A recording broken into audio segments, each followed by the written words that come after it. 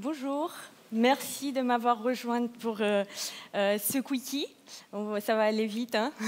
Je vais vous expliquer rapidement ce qui se cache derrière une commande, la fameuse commande Docker Build. Donc, je m'appelle Carmen Pisserus, je travaille à la Poste à Montpellier, plus spécifiquement à la branche service courrier colis.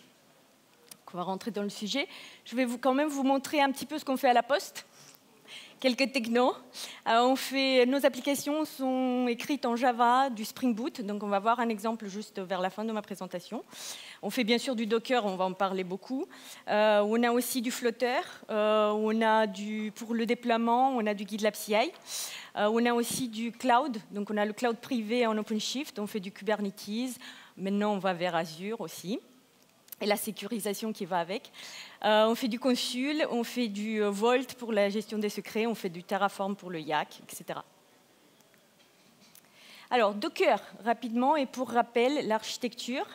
Vous connaissez le client, le CLI, et c'est le logiciel qui vous permet d'interagir avec le démon Docker et de lancer les commandes exécutées. Donc, on va parler de Docker Build. On retrouve les containers et les images. Donc, une image, c'est quoi exactement? C'est un template read-only composé de couches et de layers. Et je vais vous expliquer ce que c'est les layers juste après.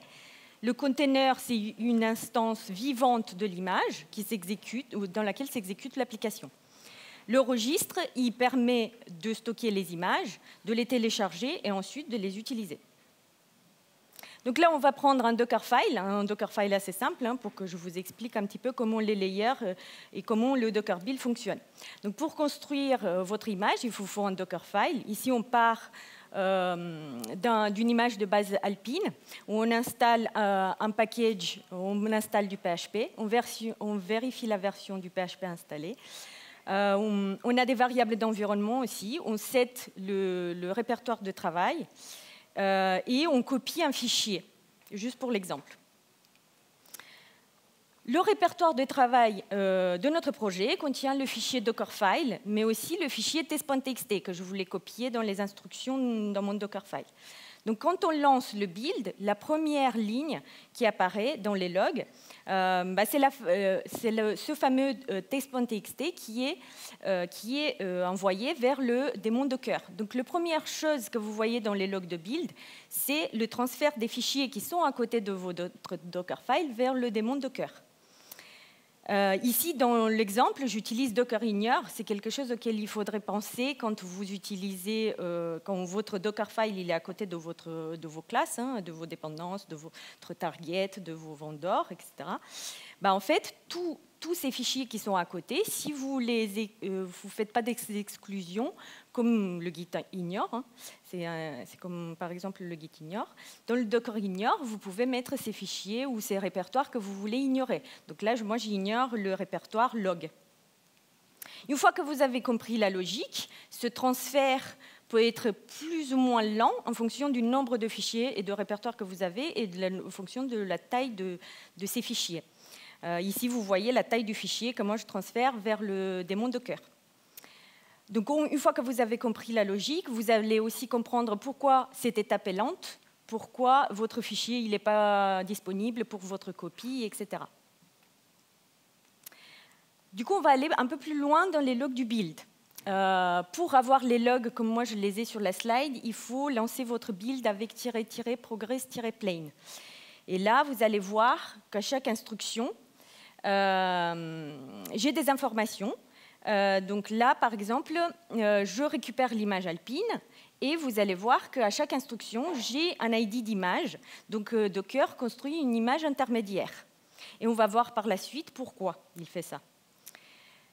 Pour les instructions qu'on a vues dans le Dockerfile, qui modifient les métadonnées, donc que ce soit les variables d'environnement, donc l'instruction env, arg pour les arguments, cmd ou ordir pour le répertoire de travail, Docker, il crée un container intermédiaire. Donc, c'est un container temporaire où il exécute la commande. Une fois que sa commande a été exécutée, il récupère le résultat et il crée une image intermédiaire. et il supprime le container intermédiaire. D'où la ligne de log que vous voyez, Removing Intermediate Container. Donc parfois, vous allez la voir, pas systématiquement, c'est seulement dans le cas de certaines instructions, donc c'est ce que j'ai dit, les métadonnées et la commande run. Il a besoin d'un container temporaire pour exécuter sa commande, récupérer les résultats, le mettre dans une image intermédiaire, on le voit dans l'ID juste en bas.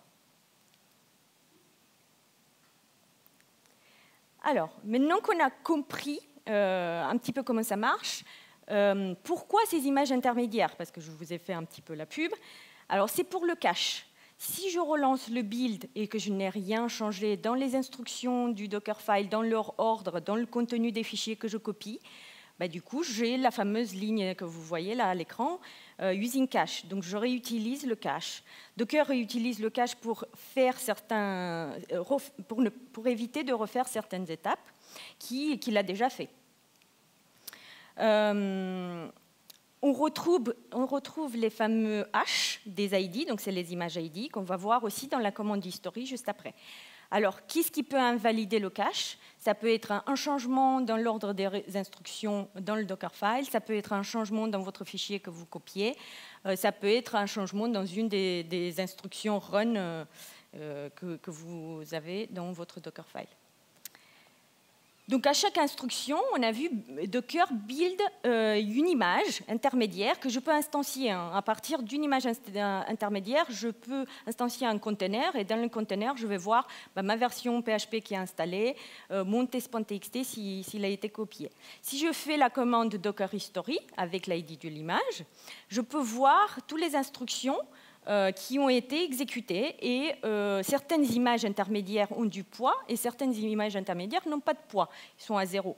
Alors, qu'est-ce que ça veut dire? Ça veut dire que sur certaines instructions du Dockerfile, j'ai modifié le système de fichiers. Donc, quand j'ai copié mon test.txt, j'ai créé un layer.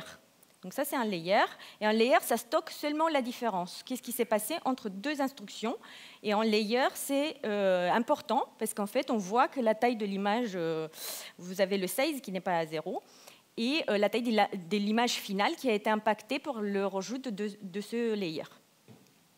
Alors, les layers, c'est important parce qu'il faut que j'optimise la taille de mon image finale pour le téléchargement, pour la place qu'elle prend dans mon registre. Et avec la commande Docker History suivie par le nom de l'image, je peux voir quel layer impacte la taille de mon image finale et je peux l'optimiser. Alors, je vous ai parlé de layer, mais avant ça, je vais vous parler aussi d'un fichier de configuration, parce que je vous ai parlé de métadonnées. Quand on avait une instruction qui modifiait les métadonnées, on avait la taille de 0, donc il n'y avait pas d'impact sur la taille de l'image. Tous ces métadonnées sont stockés dans ce fichier que vous pouvez afficher avec la commande Docker image inspect et le suivi de nom de l'image. Et ce fichier JSON, en fait, c'est comme un contrat d'interface. La personne qui build, il faut toujours tenir en tête, la personne qui build une image, enfin qui crée le Dockerfile, n'est pas la même personne qui va exécuter et créer les containers. Vous savez, vous allez sur le Docker Hub, vous téléchargez une image qui vous intéresse avec un logiciel qui est packagé dedans et configuré. Si vous faites un Docker image inspect, vous allez voir comment la personne qui a buildé l'image a configuré l'image, quels ports sont ouverts, quel utilisateur il faut utiliser, quelle est la commande CMD qui permet à mon container de démarrer.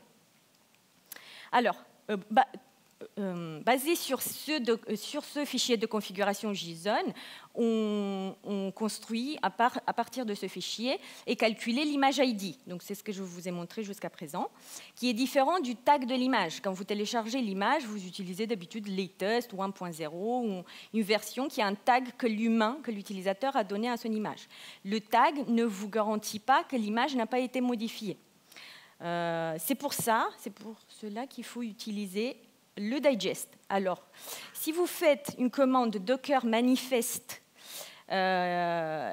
inspect, suivi du nom de l'image, je peux afficher la liste des layers. Donc là, vous voyez les archives tar.gzip qui contiennent les différences. Donc seulement les modifications qui ont été apportées au file system.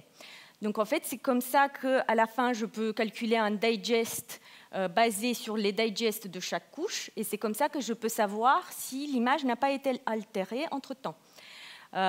Si je rajoute une couche ou je modifie une couche existante, le digest va changer. Donc le digest final va aussi changer.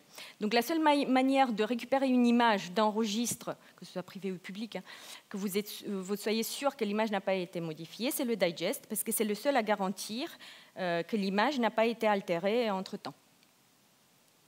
Alors, le cache, c'est super. Docker nous crée des images intermédiaires à chaque étape. Il faut qu'on le réutilise et pour aller plus vite. Donc, je veux un build qui est rapide. Pour réutiliser le cache, je peux utiliser la commande "-cache from" avec plusieurs images. Ça, c'est intéressant parce que nous, par exemple, à la Poste, on a un registre interne avec des images de base qui sont réutilisées par plein de projets. Donc, cette commande-là, dans la CI/CD, nous permet de réutiliser le cache et aller plus vite. Pour Nexus, parce qu'on utilise des registres privés Docker, on a pris l'option 2 pour créer des registres Docker pour stocker les images, parce que c'est la façon dont il est possible de réutiliser, donc bénéficier du cache et la réutilisation des layers. Surtout pas créer un registre différent pour chaque projet. Et pourquoi? Parce que quand je push l'image dans le registre, on voit la réutilisation du cache. Seulement les layers inconnus par le registre sont pushés. Ça, c'est le terme de réseau, c'est pas mal aussi. Et quand vous avez un déploiement rapidement en prod, vous êtes content que l'image est pas très grosse et que les layers sont déjà connus.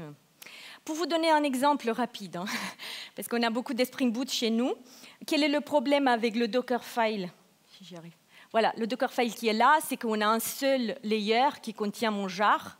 Donc, dès que je change une classe dans ce jar, ben, en fait, je n'ai pas de réutilisation de cache. Donc, qu'est-ce qu'il faut faire? C'est l'exploser. Donc, dans Spring Boot 2.3, vous avez la possibilité d'exploser votre jar en plusieurs couches, donc avec les dépendances, les classes, les ressources, etc. Ce qui est appelé le layer jar. Nous, à la Poste, on utilise Gib. Alors, Gib, c'est un outil de plugin. C'est un builder, hein, c'est un builder light qui permet de créer. Donc, c'est un plugin Maven et Gradle qui permet de builder rapidement une image rootless et daemonless. Donc là, vous avez un exemple. Ils partent d'une image du catalogue de chez nous et ils pushent leur image une fois buildée dans un repo privé Nexus. Et là, on va voir pourquoi. Sur le projet Gib, hein, vous avez le fait, ils se font un peu de la pub en disant c'est plus rapide que Docker. Donc on va voir pourquoi, hein, on l'a appris, on sait expliquer pourquoi. C'est parce que Gib, il va vous exploser le jar, c'est un petit peu ce qu'on a vu tout à l'heure avec Spring Boot, en plusieurs couches. Donc on a les dépendances, les ressources, les classes, et il respecte le fait qu'ils vont aller des ressources qui sont le moins susceptibles de changer aux ressources qui sont le plus susceptibles de changer, de forcément les classes. Donc quand je change une classe, les layers sont réutilisés, le cache est réutilisé, donc du coup, forcément, je vais aller plus vite. Gib, en plus de ça, c'est qu'il garantit la reproductibilité parce qu'il se base aussi sur les métadonnées de Maven et Gradle. À peu près à l'heure. Donc, nous avons parlé de Docker, on a parlé de certains principes, qui est la réutilisation du cache, comment les layers, comment il faut que j'organise mon jar. Vous avez d'autres builders, parce que là, j'ai parlé rapidement, mais vous avez d'autres alternatives, hein, que ce soit Kaniko, Humosi, Builda pour la CI/CD. Vous avez les plugins d'outils de build, donc j'ai parlé de Gib, mais vous avez Bazel aussi. C'est vraiment leur but, c'est de construire des images avec le strict minimum. Donc pas de PowerShell, pas de package manager. Vous avez vu tout à l'heure, j'avais tout dans mon image de base. J'ai repris l'entry point de l'image de base. Et dans certains cas, comme la CI/CD, en fait, c'est plus rapide et c'est vraiment plus rapide. Et j'ai besoin d'un outil de construction de mon image qui est plus léger et plus approprié que Docker et Podman. Voilà, merci beaucoup pour votre attention. Merci.